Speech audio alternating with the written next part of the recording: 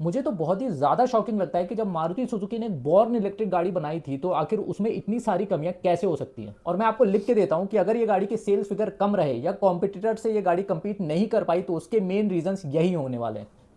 तो इंडिया के अंदर बढ़ती हुई इलेक्ट्रिक गाड़ियों की डिमांड और पॉपुलैरिटी को देख के फाइनली अब मारुति सुजुकी ने भी अपनी पहली इलेक्ट्रिक गाड़ी ई विटारा लॉन्च कर दी है इंडियन मार्केट में।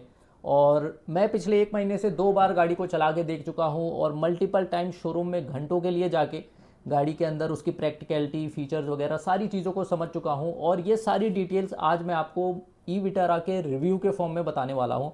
आज मैं इस वीडियो में आपको बताऊंगा कि ई विटारा के अंदर आपको कितने वेरिएंट्स मिलेंगे, बैटरी ऑप्शंस, चार्जिंग कैसी रहेगी, क्लेम्ड रेंज, एक्चुअल रेंज आपको क्या मिलेगी, और क्या ये गाड़ी ईवी मार्केट जो इंडिया का है उसको डोमिनेट कर पाएगी या सिर्फ मारुति सुजुकी एक बड़ा नाम जुड़े होने की वजह से ये गाड़ी ट्रेंड में है, पॉपुलैरिटी में है। और एंड में मैं आपको बताऊंगा कि सच में क्या आपको ये गाड़ी, अगर आप एक ईवी गाड़ी देख रहे हो खरीदने के लिए, आपको कंसिडर करनी चाहिए ई विटारा या फिर नहीं, ये जस्ट एक हाइप है। तो यार वीडियो अच्छा लगेगा तो प्लीज़ वीडियो को लाइक तो करना ही, चैनल को सब्सक्राइब ज़रूर कर लेना, बहुत ज़रूरत पड़ती है ऐसे मोटिवेट आप जब करते हो सब्सक्राइब करके तो इस तरह के और वीडियो बनाने के लिए, क्योंकि यार बहुत ज़्यादा एफर्ट लगता है एक वीडियो बनाना, पूरा रिव्यू करना, गाड़ी का शूट करना, एडिट करना में। तो प्लीज़ लाइक और सब्सक्राइब ज़रूर करना। चलिए अब मैं स्टार्ट करता हूँ ई विटारा के रिव्यू के साथ।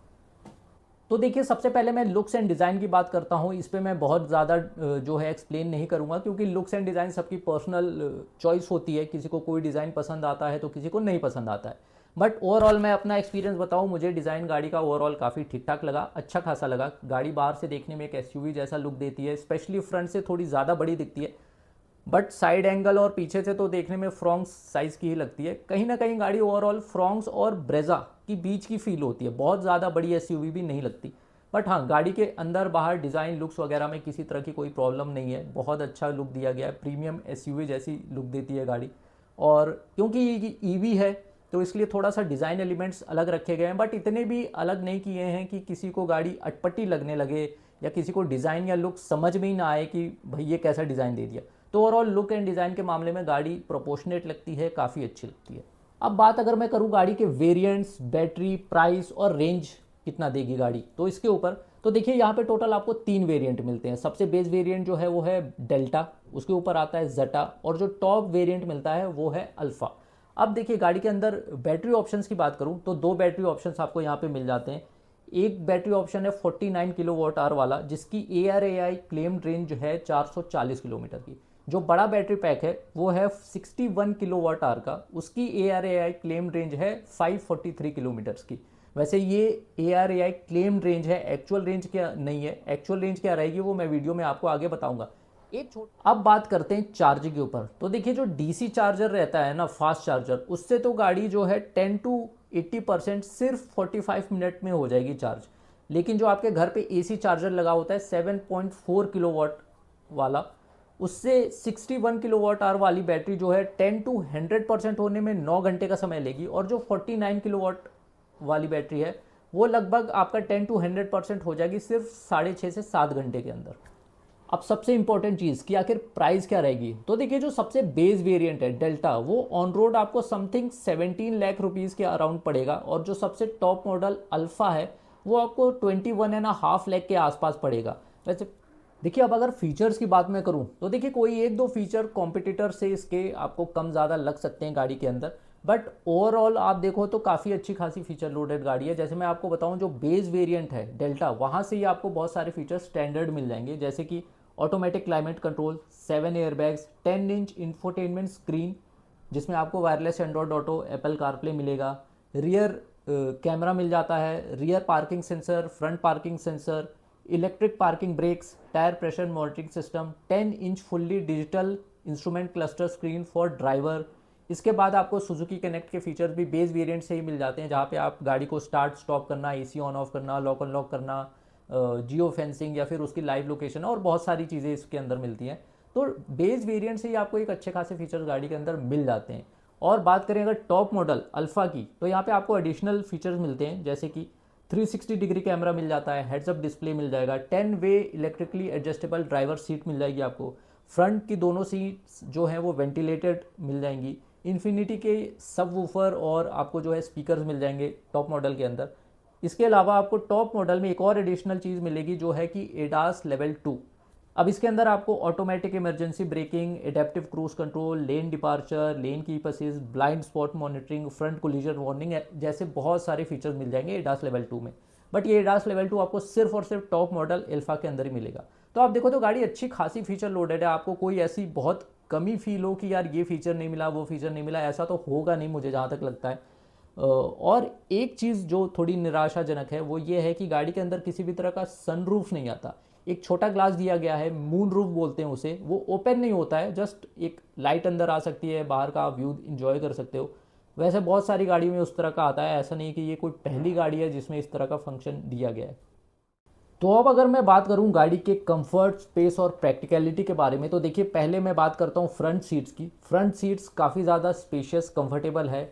फ्रंट सीट्स पे बैठ के आपको ऐसा लगता है कि आप एक मिड साइज़ की एसयूवी के अंदर बैठे हुए हो। अगर आपकी हाइट इवन 6 फीट से थोड़ी ऊपर भी है, 6'1", 6'2" भी है, फिर भी आपको किसी तरह हेडरूम में या फिर इवन अगर आपकी बॉडी की बिल्ड थोड़ी ज़्यादा है तो भी आपको क्रैम्ड फील नहीं होगा, अच्छा खासा स्पेशियस फील होता है। सीट की कुशनिंग थोड़ी सी हार्ड ज़रूर लगेगी शुरू में आपको इनिशियली, बट ट्रस्ट मी लंबे समय तक बैठे रहने के लिए या फिर लॉन्ग जर्नीज़ के ऊपर ये सीट आपके लिए कमाल का काम करने वाली है, बहुत कंफर्टेबल रहने वाली है। इसी के साथ जैसा मैंने फीचर्स में बताया था कि वेंटिलेटेड सीट्स मिलती हैं फ्रंट की दोनों, और जो ड्राइवर सीट है वो 10 वे इलेक्ट्रिकली एडजस्टेबल मिलती है। अंडर थाई सपोर्ट हो या लंबार सपोर्ट हो, इलेक्ट्रिकली आप एडजस्ट कर सकते हो। हालांकि मुझे लगता है यहाँ पे मेमोरी फंक्शन ज़रूर दिया जाना चाहिए था, वो मिसिंग है, क्योंकि अगर एक ही फैमिली में यार 2-3 ड्राइवर्स हैं तो हर किसी के लिए बार बार सीट को एडजस्ट करना एक बहुत बड़ा सरदर्द जैसा फील हो सकता है।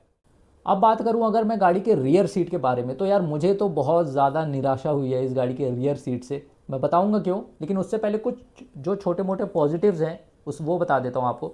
सबसे पहली चीज़, जो रियर सीट है वहाँ का जो फ्लोर है ना वो कम्प्लीटली फ्लैट है, ये एक पॉजिटिव है।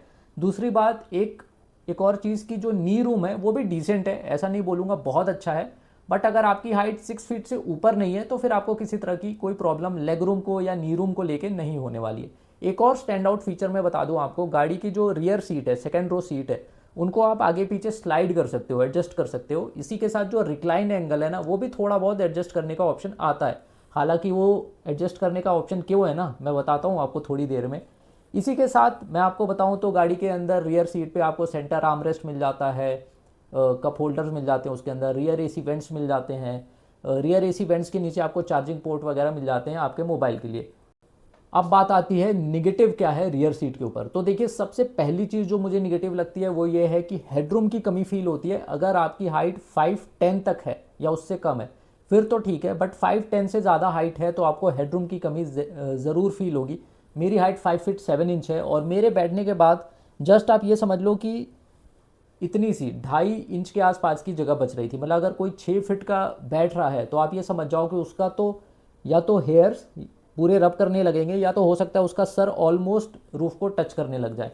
इसके अलावा मैं आपको ये बताऊं कि जो अंडर थाई सपोर्ट है ना वो भी गाड़ी में बहुत ही बुरा है। मेरी हाइट तो 5 फीट 7 इंच है और मेरी बॉडी बिल्ड भी आप देखो तो काफ़ी कम है, उसके बावजूद अंडर थाई सपोर्ट मुझे ना के बराबर मिल रहा था। अब आप खुद इमेजिन करो, जिनकी हाइट ज़्यादा होती है, बॉडी बिल्ड बड़ी होती है, उनके लिए यहाँ पे क्या ही अंडर थाई सपोर्ट मिलेगा। तो अंडर थाई सपोर्ट वाली चीज़ में मैं जो है बहुत ज़्यादा निराश हुआ इस गाड़ी से। इसी के साथ गाड़ी की रियर की जो सीट है ना वो बहुत ज़्यादा विड्थ में नहीं है, तो 2 एडल्ट बैठ पाएंगे और बीच में एक छोटा बच्चा बैठ सकता है लॉन्ग जर्नी के ऊपर। और गाड़ी की रियर सीट को मैंने बैक टू बैक कंपेयर किया है, क्योंकि नेक्सा के शोरूम में गाड़ी जहाँ खड़ी थी ई विटारा, उसके बगल में ही बलिनो थी, उसके बगल में ही फ्रॉन्क्स है। हालांकि बलिनो तो मैं खुद ओन करता हूँ 1.5 साल से। मैं आपको बताऊँ बलिनो की रियर सीट काफ़ी ज़्यादा कंफर्टेबल एंड स्पेशियस फील हो रही थी मुझे, जस्ट फील नहीं हो रही थी, एक्चुअल में है ई विटारा से। कहाँ एक 7 लाख रुपए से शुरू होने वाली कार और एक 17 लाख रुपए से शुरू होने वाली कार, चाहे हेडरूम हो, अंडर थाई सपोर्ट हो, लेग रूम में तो चलिए लगभग सेम ही था, बट हेडरूम और अंडर थाई सपोर्ट तो डेफिनेटली बलिनो में बेटर है ई विटारा से। देखिए अब हो गई फ्रंट और रियर सीट की बात, अब मैं आपको बताता हूँ बूट स्पेस के बारे में, जो कि एक बड़ा डिसपॉइंटमेंट है। अब गाड़ी के अंदर जो बूट स्पेस है वो है 238 लीटर का, जो कि मारुति सुजुकी की ही सबसे छोटी और सस्ती कार एस्प्रेसो से भी छोटा है। और जैसा मैं आपको बता रहा था, सेकेंड रो को ऑप्शन दिया गया है आगे पीछे स्लाइड करके एडजस्ट करने का, तो वो इसलिए दिया गया है ताकि आप सीट्स को आगे स्लाइड करके पीछे के बूट स्पेस में थोड़ी जगह ज़्यादा बना पाओ। ऑल द वे सीट आगे स्लाइड करने के बाद भी सिर्फ 306 लीटर का बूट स्पेस बन पाता है, जो कि स्टिल कम है बलिनो से भी। और आगे जब आप सीट स्लाइड कर दोगे तो वहाँ पे नी रूम की भी आपको कमी फील होने लगेगी। तो यार रियर सीट और बूट वाली चीज़ को, स्पेस वाली चीज़ को, कंफर्ट वाली चीज़ को देख के मैं काफ़ी ज़्यादा निराश हुआ इस गाड़ी से। अब मारुति सुजुकी ने एक बॉर्न ईवी प्लेटफॉर्म पे गाड़ी बनाई है, मतलब किसी और गाड़ी का प्लेटफॉर्म यूज़ नहीं किया है इसमें। बॉर्न ईवी क्या होती हैं, जैसे कि एमजी विंडसर हो गई, या आपकी महिंद्रा की XCV9E हो गई, या ई विटारा हो गई, ये बॉर्न इलेक्ट्रिक गाड़ियाँ हैं। जैसे कि आपकी Hyundai क्रेटा ईवी आती है। Hyundai क्रेटा पहले से ही एग्जिस्ट करती थी, उसको ईवी में बनाया गया है सेम प्लेटफॉर्म को यूज़ करके, सेम टाटा नेक्सॉन को बनाया गया है।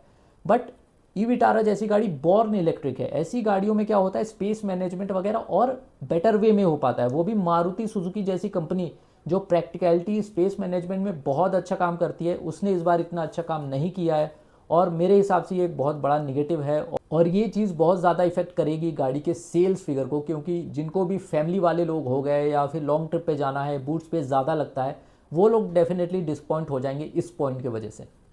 अब अगर बात करूं गाड़ी के ड्राइविंग एक्सपीरियंस के बारे में, या फिर गाड़ी कितनी पावरफुल है, या उसका इलेक्ट्रिक मोटर क्या कुछ पावर डिलीवर करता है उसके बारे में, तो देखिए जो इलेक्ट्रिक मोटर है गाड़ी के अंदर वो 193 न्यूटन मीटर का पीक टॉर्क निकाल के देता है आपको, और 49 किलोवाट आवर वाली बैटरी 142 bhp, और 61 किलोवाट आवर वाली बैटरी 172 bhp की पावर निकाल के आपको देती है।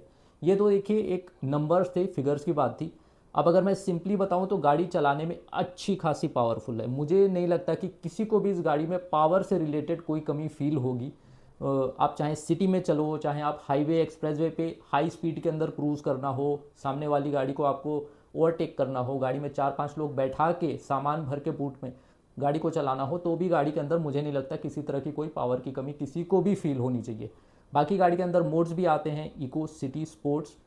मुझे लगता नहीं है कि स्पोर्ट्स मोड में शिफ्ट करने की ज़रूरत कभी आपको पड़ेगी, क्योंकि normal city mode enough powerful है। हाँ, हालांकि ये बात है कि मोड सिर्फ दिखाने के लिए नहीं दिए गए। एक्चुअल में सिटी से जब आप स्पोर्ट्स पे शिफ्ट करते हो ना, तो आपको डिफरेंस थोड़ा सा फील होता है कि मतलब थोड़ी ज़्यादा और गाड़ी में आपको पावर मिल रही है। बट हाँ, डेफिनेटली स्पोर्ट्स मोड यूज़ करने की ज़रूरत पड़ेगी नहीं आपको, बट आप इको मोड का यूज़ कर सकते हो अगर आपको थोड़ी ज़्यादा रेंज वगैरह निकालनी है उस केस में। एक चीज़ मुझे लगा कि गाड़ी का जो सस्पेंशन है ना, वो थोड़ा सा मुझे हार्ड स्टिफ कर दिया है, ऐसा फील हुआ। अब मे बी वो बैटरी के वेट की वजह से था या क्यों था, या इंटेंशनली ऐसा किया गया है, बट उसके वजह से मुझे एक चीज़ लगा कि गाड़ी की जो हैंडलिंग वगैरह है, स्टेबिलिटी है, हाइट ज़्यादा होने के वजह बाद भी काफ़ी अच्छी खासी थी। तो मुझे कोई इशू लगा नहीं सस्पेंशन स्टिफ हार्ड होने की वजह से, बट हाँ, थोड़ा सा हार्ड तो ज़रूर था। इसके बाद में बात करूं ग्राउंड क्लियरेंस की, तो 185 का ग्राउंड क्लियरेंस मिल जाता है, जो कि इनफ है मुझे लगता है। आपको सिटी हाईवे कहीं भी चलना हो, सिटी में बड़े स्पीड ब्रेकर्स हो गए या बड़े गड्ढे हो गए, थोड़ा बहुत कहीं पे वाटर लॉगिंग है, पानी वगैरह भरा है रोड पे, तो उसके लिए भी 185 का ground clearance is more than enough. इसी के साथ गाड़ी में रीजनरेशन जो है उसके भी 3 लेवल दिए गए हैं। रीजनरेशन बेसिकली क्या है, जब आप ब्रेक दबाते हो तो गाड़ी जो पावर है, एनर्जी है, उसको रिस्टोर करती है बैटरी के अंदर, तो उसके भी 3 लेवल दिए गए हैं, जिससे आप जो ड्राइविंग रेंज वगैरह थोड़ी बढ़ सकती है गाड़ी चलते वक्त। ओवरऑल मैं बताऊं तो मेरा ड्राइविंग एक्सपीरियंस गाड़ी के साथ अच्छा रहा। मुझे गाड़ी चलाने में अच्छी खासी पावरफुल लगी। कोई कमी मैं ड्राइविंग वाली चीज़ में, चाहे फिर वो आपका हैंडलिंग को हो या गाड़ी की स्टेबिलिटी को हो, पावर को हो, लेकिन नहीं निकाल सकता। तो अब बात करते हैं कि गाड़ी की क्लेम रेंज तो मैंने आपको पहले ही बताई थी, पर एक्चुअल रेंज आखिर कितनी मिलेगी गाड़ी के अंदर। तो देखिए, एक फिगर बता पाना तो मुश्किल है, जैसे मैंने, बट स्टिल आपको एक क्या रेंज मिलेगी मैं आपको यहाँ पे बता देता हूँ। देखिए, जो 49 किलोवाट आवर वाली बैटरी है, जिसकी क्लेम रेंज 440 किलोमीटर है, उससे आप एक्सपेक्ट कर सकते हो 300 से 350 के बीच की रेंज। अब ये एग्जैक्ट नंबर नहीं है, ये भी डिफर आगे पीछे थोड़ा कर सकता है। बाकी जो 61 किलोवाट आवर वाली बैटरी है, जिसकी क्लेम रेंज 543 किलोमीटर की है, उससे आप एक्सपेक्ट कर सकते हो कि एक 400 से 400 टू 450 के बीच की आपको रेंज मिल जाएगी। थोड़ा 10-20 किलोमीटर कम ज़्यादा भी हो सकता है इससे। तो अभी तक मैं गाड़ी के आपको फीचर्स, लुक, उसकी कंफर्ट, स्पेस, आपको बैटरी पैक के ऑप्शंस क्या मिलते हैं, क्लेम रेंज, एक्चुअल रेंज, चलाने में कैसी है, सारी चीज़ों के ऊपर बात कर चुका हूँ। अब बात करते हैं गाड़ी के प्रो एंड कॉन्स के बारे में, मतलब कि पॉजिटिव्स और निगेटिव्स क्या क्या हैं मेरे अकॉर्डिंग। अब यहाँ पे मैं आपको 4 पॉजिटिव्स और 4 निगेटिव्स बताऊंगा इस गाड़ी के बारे में। सबसे पहले स्टार्ट करते हैं पॉजिटिव से। तो देखिए जो सबसे पहला पॉजिटिव मुझे लगता है ना वो ये है कि गाड़ी ओवरऑल चलाने वगैरह में, फिर चाहे पावर की बात आप बोलो, हैंडलिंग, स्टीयरिंग रिस्पॉन्स, सारी चीज़ों में मुझे अच्छी लगती है। किसी तरह की मैं कोई मेजर कमी नहीं निकाल सकता। ओवरऑल गाड़ी चलाने में काफ़ी पावरफुल है, हैंडलिंग वगैरह भी काफ़ी अच्छी है। दूसरा एक बहुत बड़ा पॉजिटिव कि गाड़ी अपने कॉम्पिटिटर्स से, फिर चाहे आप टाटा नेक्सॉन, कर्व या फिर क्रेटा ईवी हो गई या एमजी विंडसर हो गई, सबसे बड़ा बैटरी पैक इस गाड़ी के अंदर आता है ई विटारा के अंदर, 61 किलोवाट आवर वाला। और उसकी क्लेम्ड रेंज जो 543 किलोमीटर है वो भी सबसे ज़्यादा है कंपटीशन के कंपैरिजन में, अगर आप देखो तो। तीसरा पॉजिटिव, फाइनली मारुति सुजुकी ने अच्छे साउंड सिस्टम, म्यूजिक सिस्टम देना शुरू कर दिया। वैसे तो ग्रैंड विटारा से स्टार्ट कर दिया था क्लैरियन के म्यूजिक सिस्टम, ऑडियो सिस्टम उसने देना, बट इस गाड़ी के अंदर उसने और अपग्रेड किया है। हरमन के 4 स्पीकर, 4 ट्विटर और एक सबवूफर वाला म्यूजिक सिस्टम इसमें आता है, जो कि काफ़ी बेहतरीन आपको साउंड क्वालिटी निकाल के देगा। चौथा पॉजिटिव, गाड़ी की इंटीरियर वगैरह में मुझे किसी तरह की कमी नहीं लगी, काफ़ी अच्छा इंटीरियर है गाड़ी का। अब देखिए मैं ये नहीं बोलूँगा कि कॉम्पिटिटर से बेटर है, ये सब तो नहीं, पर हाँ मारुति की बाकी गाड़ियों से कंपेयर किया जाए तो मारुति ने यहाँ पे इम्प्रूवमेंट दिखाया है। जो पैनल गैप्स वगैरह मारुति की गाड़ियों में विजिबल हुआ करते थे, वो यहाँ पे मैं देख रहा हूँ कि काफ़ी इवनली मेंटेन किया है पैनल गैप्स को। सॉफ्ट टच मटेरियल भी दिया गया है अंदर। और एक चीज़ जो मुझे पर्सनली बहुत अच्छी लगी कि अनलाइक कुछ गाड़ियाँ, ईवी गाड़ियाँ स्पेशली, जहाँ पे पूरा एक कॉर्नर से दूसरे कॉर्नर बड़ी स्क्रीन्स दे दी जाती हैं, मल्टीपल स्क्रीन आ जाती हैं, जैसे विंडसर में बहुत बड़ी स्क्रीन आती है, XUV90 में 3 स्क्रीन आती हैं पूरी, तो वो चीज़ें यहाँ नहीं की गई हैं। एक सिंपल सी 10.2 इंच की मेन इंफोटेनमेंट स्क्रीन है और एक 10 इंच की स्क्रीन है ड्राइवर के लिए। तो वो चीज़ मुझे काफ़ी सही लगा कि डिस्ट्रैक्शन वगैरह वाली चीज़ हो जाएगी, इसलिए मल्टीपल स्क्रीन, बड़ी स्क्रीन मारुति सुजुकी ने ऐड नहीं की है। अब बात करते हैं निगेटिव्स के ऊपर। तो जो सबसे पहला निगेटिव है ना वो सेकेंड रो, मतलब कि पीछे की सीट पे जो अंडर थाई सपोर्ट और हेडरूम की कमी है वो है। अब देखिए हेडरूम वाली चीज़ तो मैं फिर भी बोल सकता हूँ कि अगर किसी फैमिली में लोगों की हाइट 5 फीट 10 इंच से ऊपर नहीं है, उससे कम वाली है, तो फिर कोई मेजर इशू वहाँ पे हेडरूम वाला आएगा नहीं। बट अंडर थाई सपोर्ट तो सच में एक बहुत बड़ा इशू है इस गाड़ी के अंदर, क्योंकि अगर किसी की हाइट 5 फीट की भी है ना तो भी उसको अंडर थाई सपोर्ट में कमी फील होगी। तो अंडर थाई सपोर्ट और कम हेडरूम सबसे पहला निगेटिव मैं बोलूँगा। दूसरा बड़ा निगेटिव 238 लीटर का बूट स्पेस, जो कि अगर आप पीछे की seat all the way front में जो स्लाइड करने का ऑप्शन दिया गया है वो भी करोगे तो भी 305-6 लीटर के आसपास का बूट स्पेस बनता है, जो कि स्टिल कम है। तो अगर आप बहुत फ्रीक्वेंटली लॉन्ग ट्रिप्स पे जाते हो या फैमिली में मेंबर ज़्यादा हैं, 4-5 लोग हैं, सामान वगैरह सबका रख के कहीं जाना है, तो आपको डेफिनेटली बूट स्पेस की कमी इस गाड़ी में फील होगी। तीसरा निगेटिव, जो ड्राइवर सीट है वो 10 वे इलेक्ट्रिकली एडजस्टमेंट वाले ऑप्शन के साथ आती है, पर मुझे लगता है वहाँ पे मेमोरी फंक्शन भी दिया जाना चाहिए था, रिक्वायर्ड था वहाँ पे। और चौथा निगेटिव, जो कि बहुत बड़ा निगेटिव मुझे लगता है, वो ये है कि गाड़ी मुझे थोड़ी सी ओवर प्राइस लगती है। मुझे ऐसा लगता है कि जो डेल्टा बेस वेरिएंट है वो ऑन रोड लगभग कुछ 15-15.5 लाख कॉस्ट करना चाहिए, और जो सबसे टॉप मॉडल अल्फ़ा है वो मुझे लगता है 19-19.5 लाख या मैक्स टू मैक्स 20 लाख तक ही जाना चाहिए, उससे ₹1 भी ऊपर नहीं जाना चाहिए। तो ये थे ई विटारा के कुछ मेन पॉजिटिव्स और निगेटिव्स। अब मैं आपको बताऊंगा कि अगर आप भी एक ईवी लेने का प्लान कर रहे हो और आपका भी बजट 15-20 लाख रुपए के आसपास का है, तो क्या आपको मारुति सुजुकी की न्यूली लॉन्च्ड ई विटारा को कंसिडर करना चाहिए या नहीं। पर उससे पहले अगर वीडियो यहाँ तक देख लिया है और वीडियो आपको अच्छा लगा है, इन्फॉर्मेटिव लगा है, तो प्लीज़ यार अपना सपोर्ट दिखाना, चैनल को सब्सक्राइब करना, वीडियो को लाइक करना। चलिए अब मैं आपको बताता हूँ कि आपको ई विटारा को एक्चुअल में कंसिडर करना चाहिए या नहीं। तो देखिए गाड़ी में बहुत सारे निगेटिव्स हैं, बताया मैंने आपको, पर बहुत सारे पॉजिटिव भी हैं, जैसे कि एक मारुति सुजुकी जैसे ट्रस्टेड ब्रांड का प्रोडक्ट होना। आज भी इतने सारे ब्रांड्स आ गए, इतनी सारी गाड़ियाँ आ गई हैं इंडिया के अंदर, बट अभी भी 10 में से 4-5 लोग आंख बंद करके मारुति सुजुकी की गाड़ी ले लेते हैं। और इसके बाद आप देखेंगे तो पूरे कॉम्पिटिटर्स के अमंग आप देखेंगे सबसे बड़ी बैटरी पैक है, क्लेम्ड रेंज सबसे ज़्यादा है गाड़ी के अंदर। तो ऐसा नहीं है, गाड़ी में बहुत चीज़ें अच्छी हैं, और एक मारुति सुजुकी जैसे ट्रस्टेड ब्रांड का प्रोडक्ट होना बहुत बड़ी बात है अपने आप में। तो गाड़ी को ज़रूर थोड़ा सा एक अपर हैंड तो मिलेगा, बहुत लोग ट्रस्ट करके खरीदेंगे गाड़ी को, बट मैं क्या बोलूँगा कि आपको थोड़ा सा वेट करना चाहिए, क्योंकि क्या है कि पहली बार एक ईवी लॉन्च की है मारुति सुजुकी ने। हालांकि हमने देखा है कि अच्छी खासी टेस्टिंग की थी उसने, 1-1.5 साल से हम वीडियोस फोटोज़ देख रहे थे, कभी स्नो में मनाली में चला रहा है, कभी लद्दाख में गाड़ी की टेस्टिंग हो रही है। तो ऐसा तो नहीं लगता कि बहुत अनरिलायबिलिटी वाली चीज़ें कुछ सामने आएंगी, बट छोटी मोटी कुछ चीज़ें हो सकता है कि रह गई हों मारुति से, जहाँ पे इम्प्रूवमेंट का कुछ स्कोप बचा हो। तो इसीलिए मैं बोलूँगा इनिशियली 4 to 6 मंथ आप रुकिए, एटलीस्ट ये साल दिवाली तक मैं बोलूँगा आप रुक जाइए।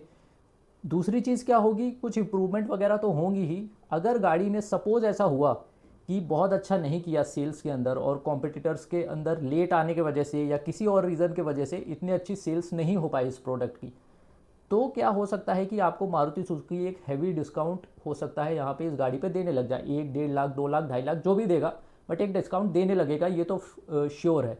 क्योंकि सेम चीज़ हुई थी सुजुकी जिमनी के केस में। मैं आपको बताऊँ, गाड़ी लॉन्च हुई, लोगों ने एडवांस दे के बिना 1 रुपये डिस्काउंट पे भी गाड़ी खरीद ली। जब सेल्स फिगर अच्छे नहीं आ रहे थे, कुछ 6-7-8 महीने बाद ही गाड़ी पे 1.5-2 लाख रुपए तक, 2.5 लाख रुपए तक भी डिस्काउंट चलने लगा था।